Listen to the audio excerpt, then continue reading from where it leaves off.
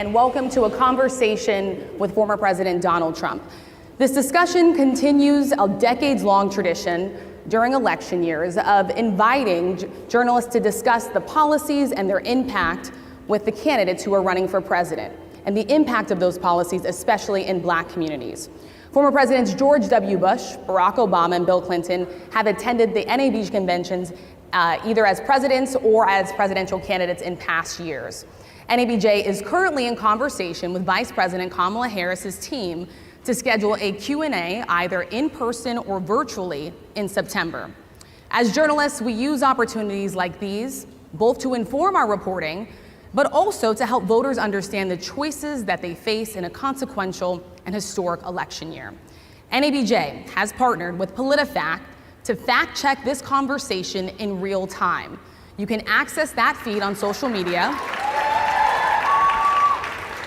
using the hashtag NABJFactCheck. Again, the hashtag is NABJFactCheck. We have a lot to get to, and we do not want to waste any time, so let's bring out the former President of the United States, the Republican nominee for president, former President Donald Trump.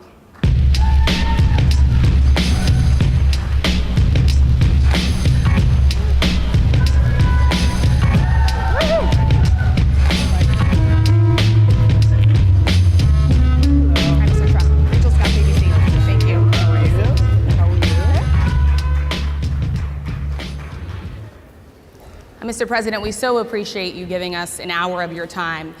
I want to start by addressing the elephant in the room, sir. A lot of people did not think it was appropriate for you to be here today. You have pushed false claims about some of your rivals, from Nikki Haley to former President Barack Obama, saying that they were not born in the United States, which is not true. You have told 4 congresswomen of color who were American citizens to go back to where they came from. You have used words like animal and rabid to describe Black district attorneys. You've attacked Black journalists, calling them a loser, saying the questions that they ask are, quote, stupid and racist. You've had dinner with a white supremacist at your Mar-a-Lago resort. So my question, sir, now that you are asking Black supporters to vote for you, why should Black voters trust you after you have used language like that? Well, first of all, I don't think I've ever been asked a question so in such a horrible manner. First question. You don't even say, hello, how are you? Are you with ABC? Because I think they're a fake news network, a terrible network. And I think it's disgraceful that I came here in good spirit. I love the Black population of this country. I've done so much for the Black population of this country. Including employment, including opportunity zones with Senator Tim Scott of South Carolina, which is one of the greatest programs ever for Black workers and Black entrepreneurs. I've done so much, and you know, and I say this, historically Black colleges and universities were out of money, they were stone cold broke, and I saved them, and I gave them long-term financing, and nobody else was doing it. I think it's a very rude introduction. I don't know exactly why you would do something like that. And let me go a step further.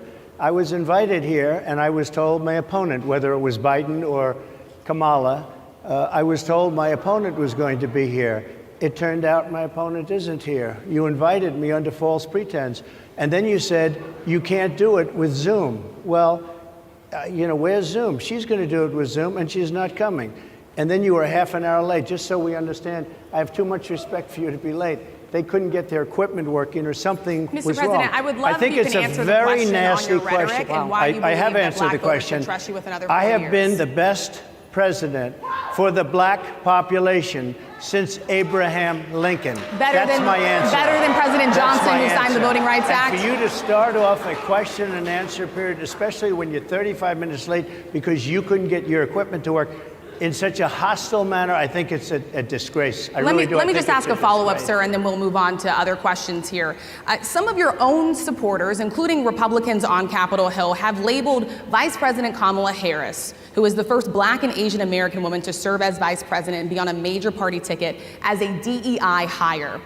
Is that acceptable language to you? And will you tell those Republicans and those supporters to stop it? How do you define DEI? Go ahead.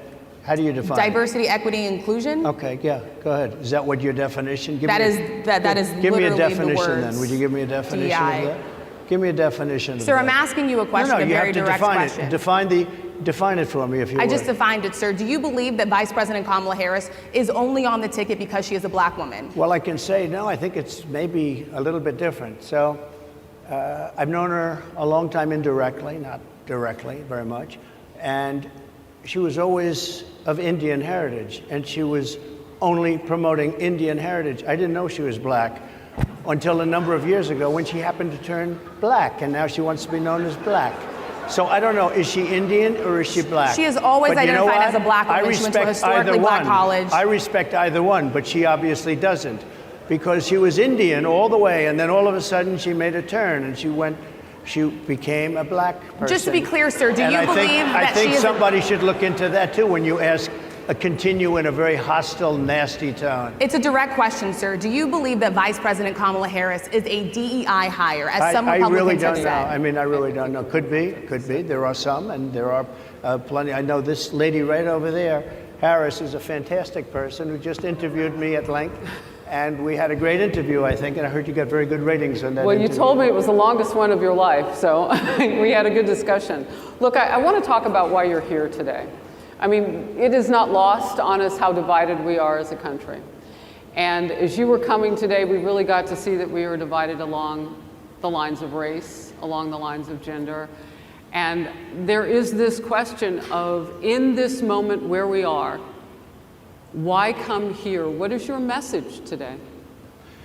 My message is to stop people from invading our country that are taking, frankly, a lot of problems with it. But one of the big problems, and a lot of the journalists in this room I know and I have great respect for, a lot of the journalists in this room are black. I will tell you that coming from the border are millions and millions of people that happen to be taking black jobs. You had the best.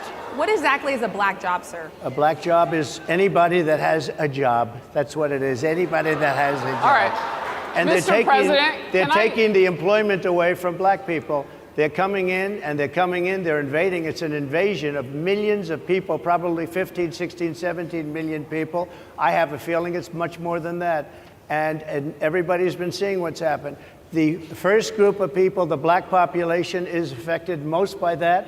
And Kamala is allowing it to happen. She's the border czar. She's the worst border czar in the history of the world. There's never been a border czar like this. She's never even essentially been. She said she was there once, but not the right part of the border.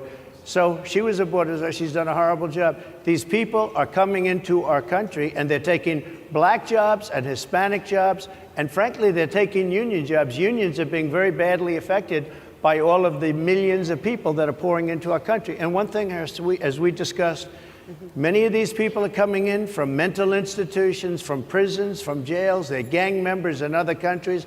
Other countries are setting loose their prisoners. They're opening up their prisons and their mental institutions, and they're taking their bad people, drug dealers, gang members, and they're bringing them into the United States. And by the way, their crime rate is going down, and our crime rate is going to be a disaster. Mr. President, I want to get into how you address some of the issues with black communities. And I say that plural because we live in communities of color that are different. We're not all the same. We don't vote the same. We don't think the same. True. It's not monolithic.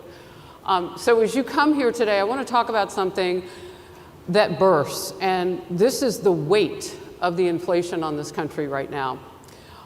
The nonprofit Money Management International recently released data from its mid-year analysis that we have found a 52% rise in people who are seeking counseling for being in credit debt. They're paying for food that is sky high on their credit cards, and now they can't pay that off. The credit counseling nonprofit MMI, as I said, is saying now that they've seen surges that they haven't seen since we were in a pandemic of people in financial trouble. Much of that falls on the shoulders of single moms, single black moms, when you look statistically. Yeah. How do you turn it around? What's your plan for the black community when it comes to money? So, first of all, it's very hard to hear you for whatever reason because of the fact that they have bad equipment, because I guess, this woman was unable to get the right equipment. but it's very hard for me to hear you, but I can hear every other word. It's very difficult, actually. But so I don't know if they can fix it or do something with it, but I'll do the best I can with it. The inflation is absolutely destroying our middle class, our working class, virtually every class. Inflation is a disaster in our country. Inflation is a country buster. It breaks every country. And we had, in my opinion, the worst inflation we've had. They say it's 58 years, but I think it's much more than that. It's been devastating. And if you just take a look at a lot of things they don't include, like interest rates. Interest rates went from 2.4% to 10%, and you can't get the money. People can't buy houses. They no longer have the American dream. Young people, young black people, they don't have the American dream anymore. They can't buy a house. They can't borrow the money because of the cost of the money. They can't buy it because of the cost of housing, because of the cost to build it, because of inflation. Inflation is a disaster, and it's destroying our country, and it's destroying the black community probably as much or more. So what do you do? Than any. What's your plan? You know what we have to do? We have to bring down the cost of energy, and that's going to bring down the cost of inflation. This was all started with a bad energy policy by Joe Biden. By the way, just if I might, I was running against a man named Biden. You probably saw that. And he was losing very badly in the polls, and then he had a rather bad debate. I would say it was a bad debate. I would say it was one of the worst debates in history. And his poll numbers crashed. And instead of saying, you know, let's keep going, and maybe something happens the other way, they said, oh, we're going to replace him. Let's just replace him. That's like you're in a fight, a prize fighter's in a fight. He's not doing well. You say, let's bring in another fighter. So our whole campaign was steered toward him, and now we have to steer toward him. But ultimately, it's the same because they have bad policy. They have policies of open borders, unbelievable open borders, horrible energy policies. They want to get rid of, as you say, gasoline in cars. They want to get rid of oil. They want to get rid of efficient heating. Mr. President. Environmentally, what they're doing is killing our country. They're absolutely destroying our country. But the inflation is the thing that's hurting the black worker, the black population, and every other population within our country. Inflation is the worst it's been, I think, in over 100 years. And they'll fact check it. They'll say, it's only 58. Whatever it may be, they don't add all the numbers. They don't add the really bad numbers, and you can check that too.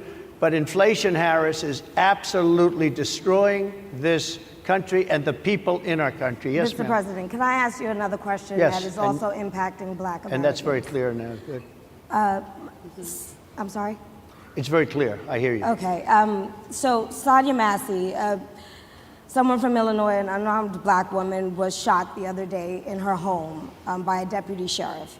The deputy has since been charged with murder. You've said police would get immunity from prosecution if you win.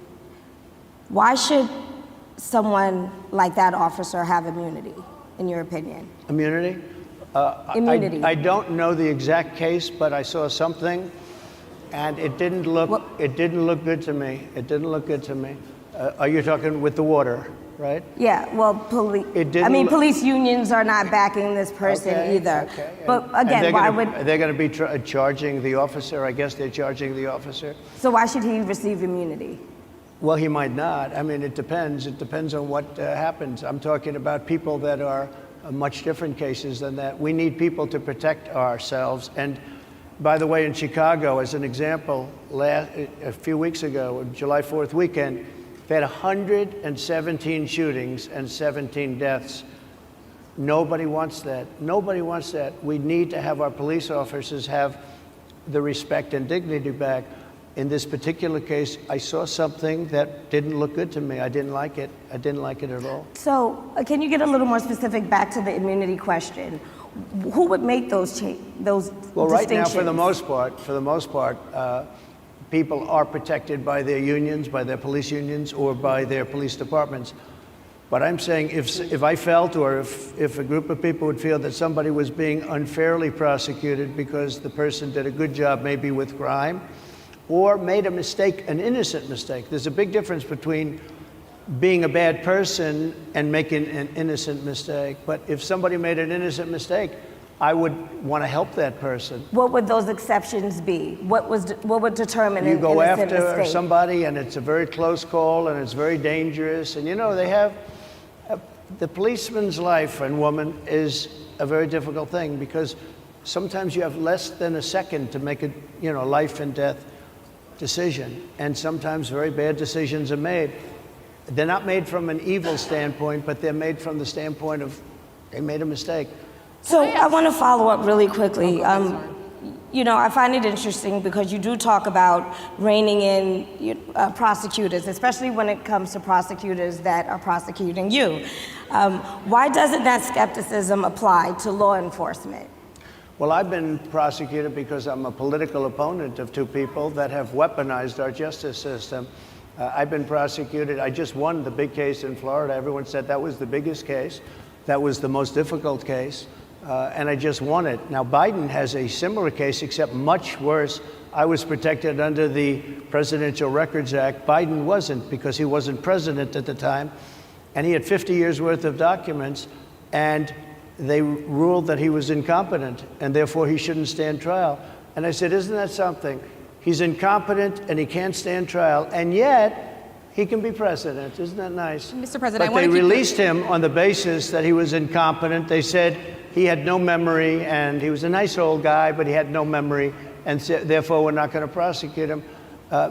I won the case, and it got very little publicity. I didn't notice ABC doing any publicity on it, George. We covered you extensively, sir. I'd love to move over on to different topics. I didn't notice you do any publicity on it at all. I won the case, the biggest case.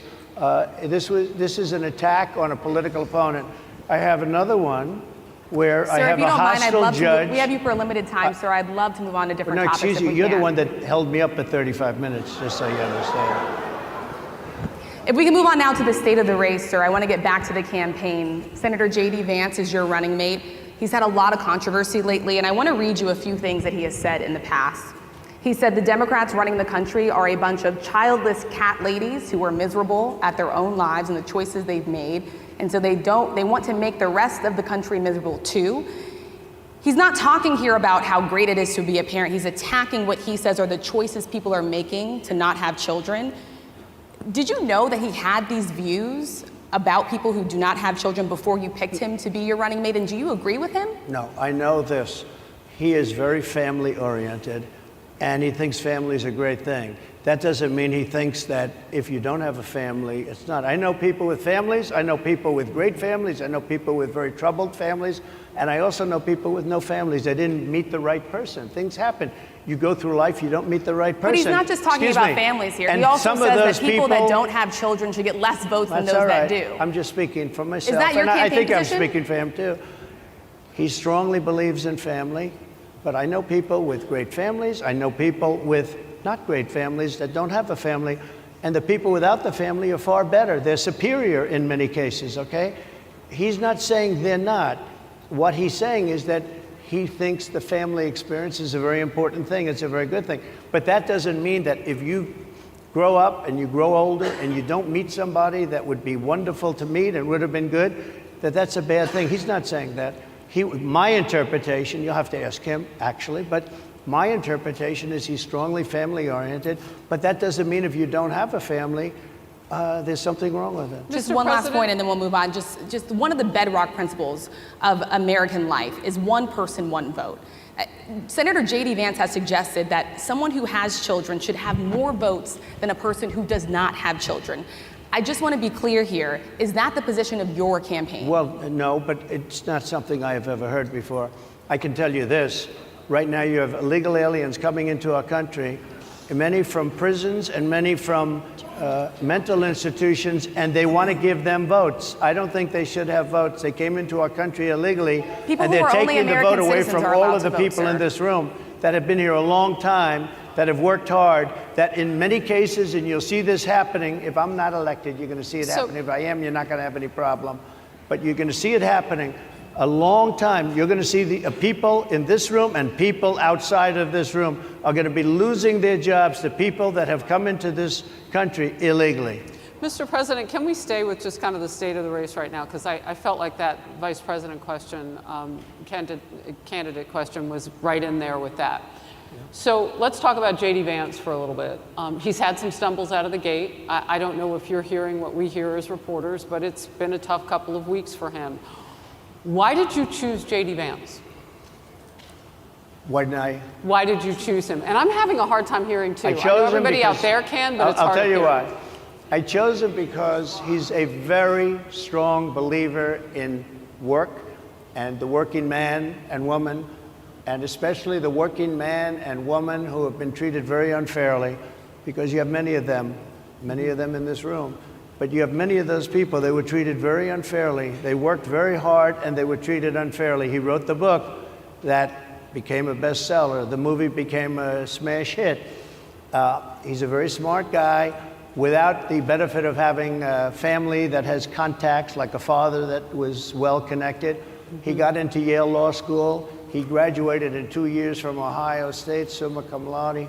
I mean, you take a look at, his career has been an amazing career. He started off at a level with a difficult family situation, very difficult with the mother and the father and everything else. He ends up going to Yale Law School and was one of the top students, became the head of the law journal. I mean, that's an amazing thing. He's a 4-year, he was in the military with great distinction for 4 years, got out, went into business, became successful in business, very successful in business actually, did public offerings and other things.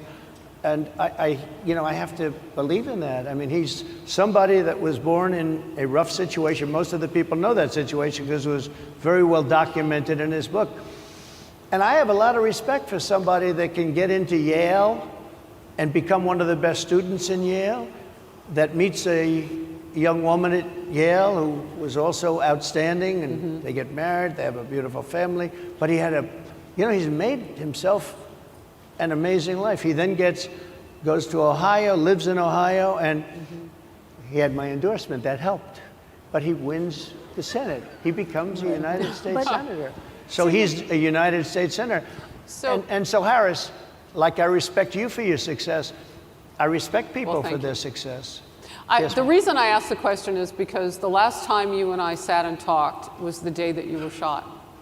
We'd been together for much of that day. You left to go to Butler, Pennsylvania, and we didn't know what was next. Yeah. And 2 days sorry. after that, I cannot understand your microphone. I know is so it is muffled. really hard for me I to mean, it's understand just you too. I can understand you perfectly. Because Whoa. she's closer. I can understand you, I'm happy to hear that, sir. but I can't really happy to hear understand that. Harris I have a few more questions. because of the distance, and the mics are really in lousy shape. But I cannot understand Are you So, asking a question? what you're saying. so ahead. what I wanted to say was the last time we spoke, you said some words that were prophetic because I asked you who you wanted to choose for vice president. Yeah. And you said normally it really wouldn't matter what they would bring, you choose somebody that you think has a future, that sort of thing. But you said these words 3.5 hours before an attempted assassination on your life. You told me that bad things happen, Harris, and that's why this decision is important this time. Bad things happen, you said it twice. When you look at J.D. Vance, is he ready on day one? Does he what? Ready on day one, if he has to be. I've always had great respect for him, and for the other candidates too. But I will say this, and I think this is well documented.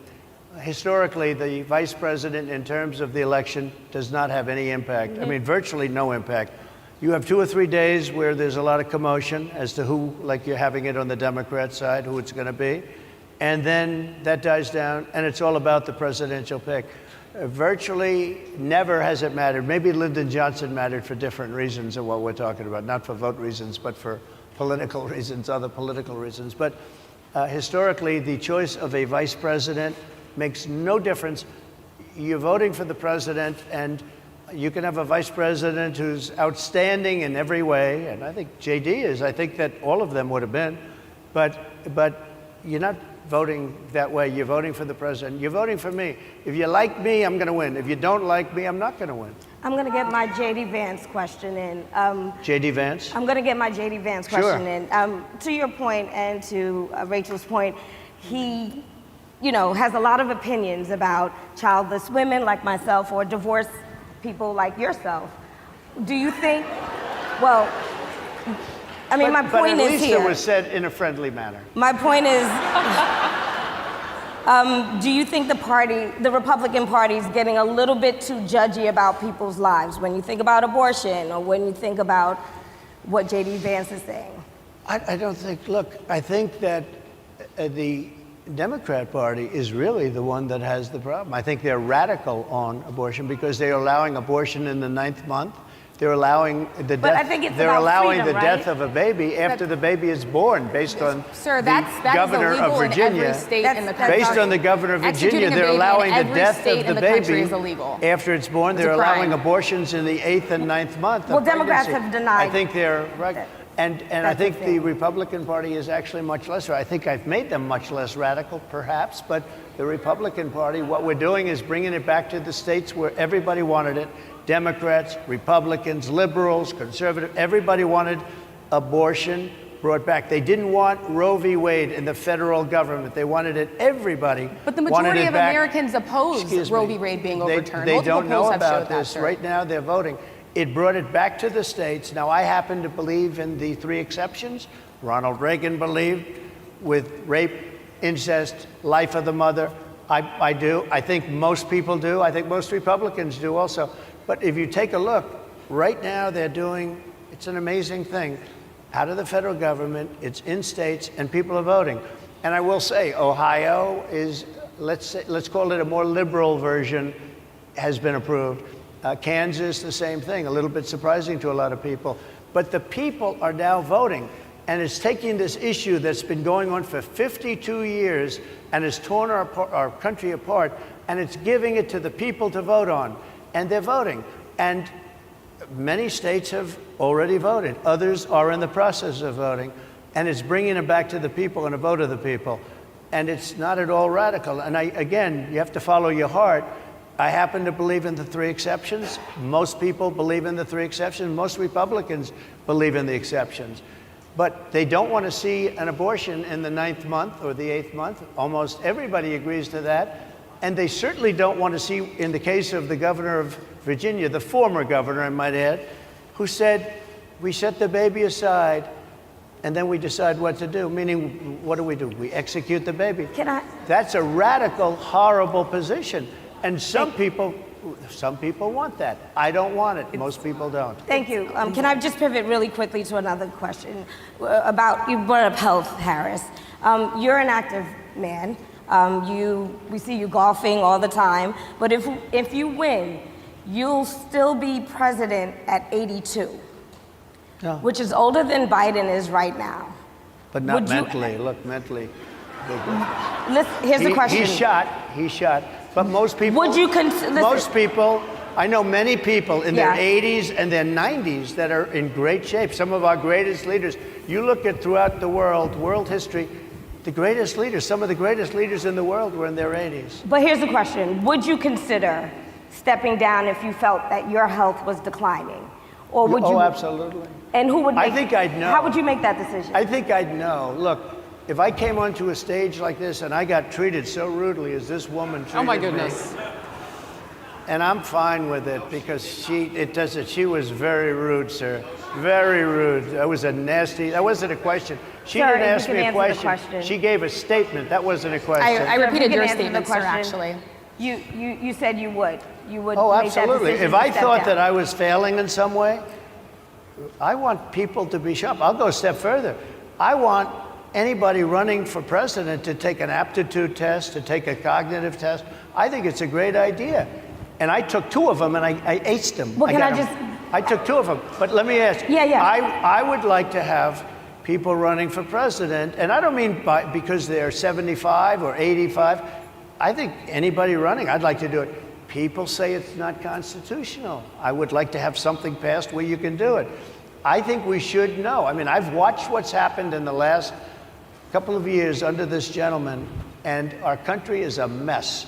We have inflation. We have the millions of people falling in. We have Afghanistan, which was the worst, most embarrassing moment in the history of our country.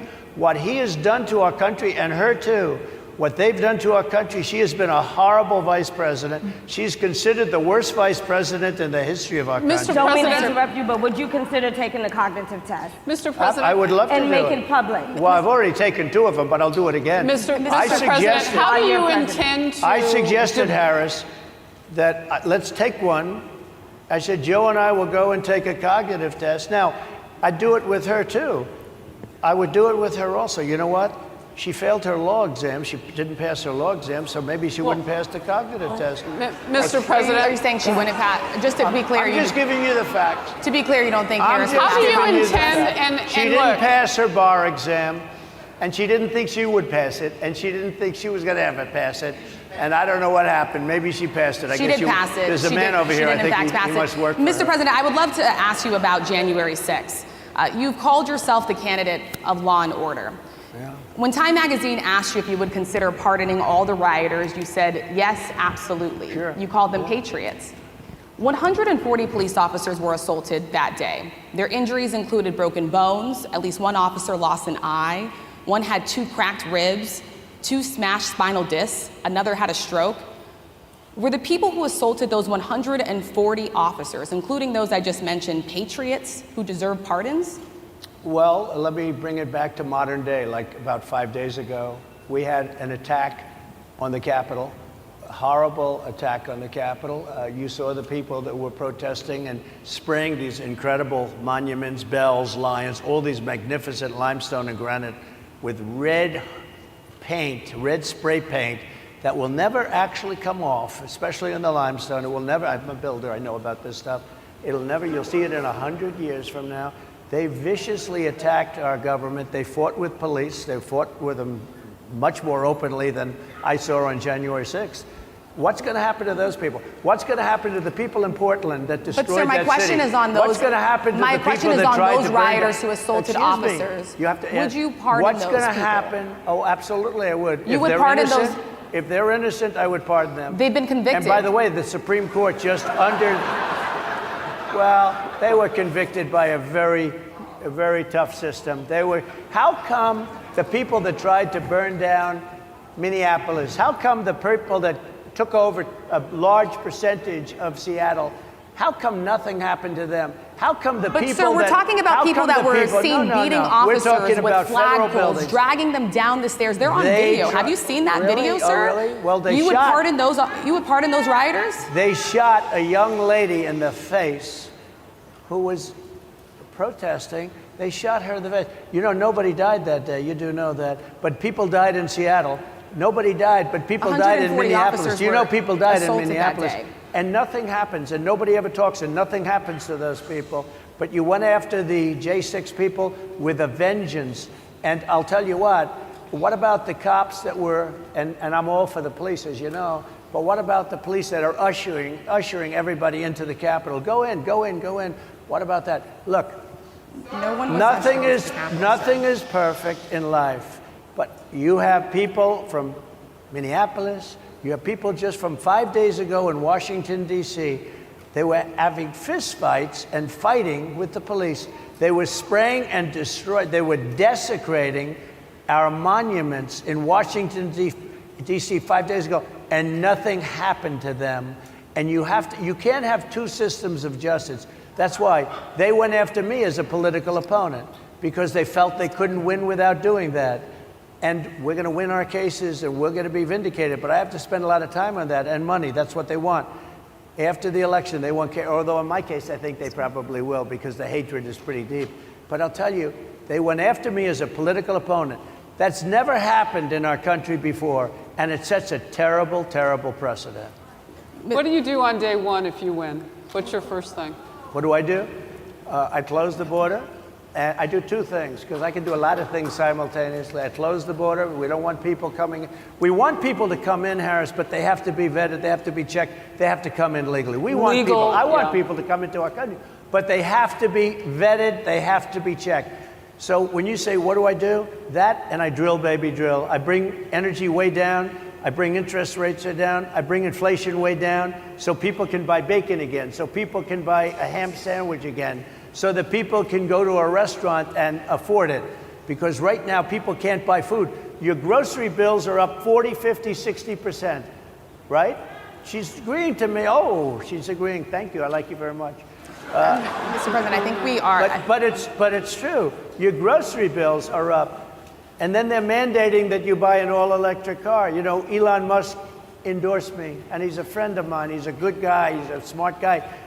But I'm against everybody having an electric car, okay? I'm very much against that. You have to be able to, if you want a hybrid or if you want a gasoline-propelled car. But, you know, we have more liquid gold, gasoline, oil, under our feet than any other country. More than Saudi Arabia, more than Russia, more than any other country. I want to use it. I want to use what we have. I want to bring down prices, bring down costs, and I also have to stop the invasion. And remember, they're taking your jobs. These people coming in are taking your jobs. Project Mr. Pre- 2025. I think we have to leave it there by the Trump team. All right. So leave it. That is the last word. Thank you so much, Mr. Trump, for coming today and joining us. Well, thank you very much. They've been telling us. Thank you. Thank you, everybody, very much. Great honor. Thank you, Mr. President. Thank you. NABJ will email about details regarding the conversation with Vice President Kamala Harris in September. Thank you.